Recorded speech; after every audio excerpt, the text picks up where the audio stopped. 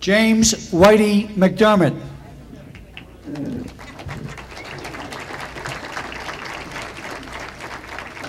Presented by, when I was a young boy going to Victory Field, I remember watching a player that I thought could do absolutely everything with the possible exception of walking on water.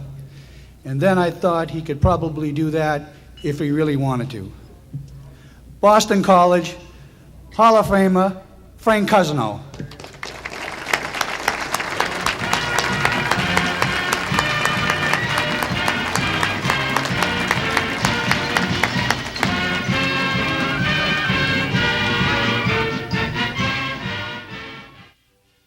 Congratulate all the inductees. I think it's great. Some I taught with, some I coached, some I beat on Al, others I didn't. I remember the half of the Brookline game too. So doesn't Stagger.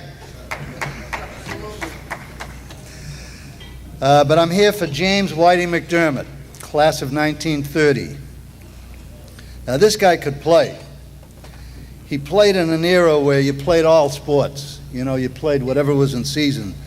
There was no specialty kids like they go to summer camp now for hockey or this or that. You just played. I kind of wish that era would come back and just let the kids play, you know, but I'm sure it's not going to be in vogue again. But Whitey, let's take football. He was a 2-year All-Scholastic. All right, his senior year, the team were the Mystic Valley League champions. They were 8-1. All right, he was an all-league player himself.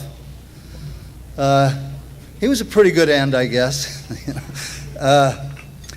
But he was so good, they wrote a song about him. You know, if there was a piano, is there a piano here? I can't knock a few verses out for you, then we'll just have to let that go. Take my word for it, they did, all right?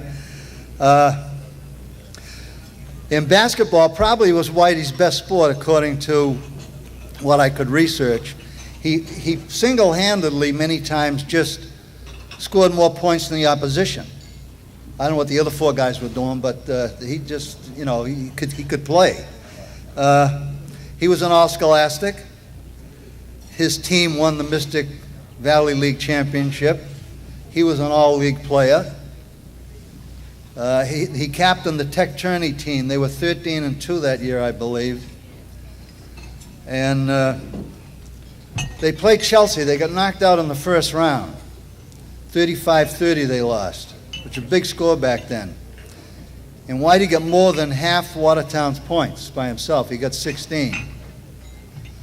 Chelsea went on to beat Brockton in the finals, but was that Watertown game that was considered the game of the tournament.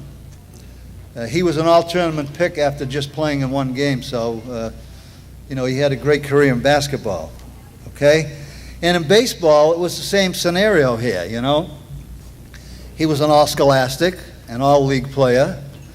He was a second baseman on a team that was a good ball team, and the pro scouts wanted him to maybe turn pro. You know, so this kid had you know, he wasn't a kid. I guess he was a kid, but he had a great career. Can you top this? He was all-scholastic in football, basketball, and baseball. His team senior year won the Mystic Valley League Championship in football, basketball, and baseball. He was an all-league player in football, basketball, and baseball. He captained the Tech Tournament team, as I said. He made the all-tournament team in one game. Now, that's not a bad little career, a record for a high school kid. There was a rumor back then, way, way back. I was kind of young, but Remy Albarico, I think, started at Donnie Elks. And I heard it. It spread to the West End. I had moved from Sacred Heart to the West End where the High Irish are now. But I heard it. I heard that he could give Leo Martin 2 a side. Now, I don't know how true that is, but I wouldn't bet against it, let me tell you. And finally, Whitey graduates, he goes to prep school for a year, and then he did what every other kid did in the Depression year of the 30s. He went to work. He worked for the Nichols Company in Waltham, but for a short stint in the Army during World War II, he worked there until 1977. It's a lot of years, okay? He married Florence Condon. They had two beautiful kids, Dorothy and Jimmy, who are products of the Watertown school system, which can't be all bad, you know. And he passed on in August of 1978. I call upon Jimmy to accept for his dad. Jimmy?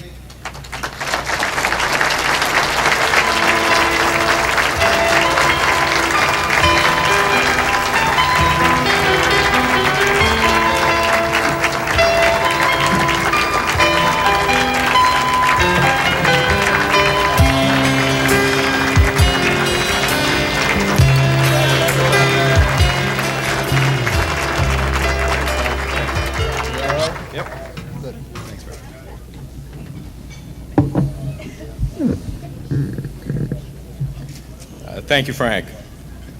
On behalf of my sister Dorothy and my wife Sharon, who's up here taking my picture, and my children, I'd like to thank the Hall of Fame committee for this great honor for my father, Whitey McDermott. In particular, I'd like to thank George Jankowski for remembering my father and for nominating him to the committee. My father was a quiet and unassuming guy. He didn't really ever talk or boast about his great athletic accomplishments. It was left to my mother and his friends to talk about how truly great an athlete he was. People like John Mantenuto, who many of you know, Remy Alberico, Pat Ford, Phil Payne, who's here tonight, John Lund, Flash Kirkchen, and others. Even though I didn't share my father's great athletic skills, I did share his love of athletics. In fact, as many of you know, I was the manager on the 1971 basketball team that was inducted into the Hall of Fame a few years ago. Nick Pappas earlier spoke about the Hyde Park game that we had in the Tech tournament at Boston Garden. Well, one of my fondest memories of my father is of that night. My father took the subway into Boston Garden to watch that game by himself, and when we won and upset Hyde Park, he was just as happy and proud as if I had been the star of the team instead of the manager. My wife and children never had the opportunity to know my father, and I appreciate this tonight because this will help bring him to life for them.